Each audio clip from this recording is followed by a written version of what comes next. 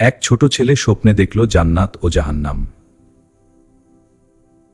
সে দেখল সামনে খুলে গেল জান্নাতের এক অপূর্ব দরজা। জান্নাতে সুন্দর বাগান, নদী আর আল্লাহর অনন্ত রহমত। হঠাৎ দৃশ্য পাল্টে গেল, চারদিকে নেমে এলো ভয়ঙ্কর অন্ধকার। জাহান্নামে আগুনের লেলিহান শিখা, কষ্ট আর যন্ত্রণা।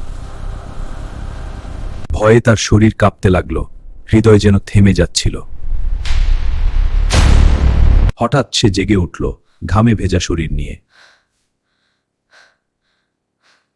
সে কাঁদতে কাঁদতে আল্লাহর কাছে ক্ষমা চাইতে লাগল। তারপর থেকে সে নামাজ কায়েম করলো এবং সতে চলতে শুরু করলো। হ্যাঁ মা, ভালো করেছি। খুব ভালো ছেলে তুই। হে মানুষ, জান্নাত পেতে হলে আজ থেকেই নিজেকে বদলাও।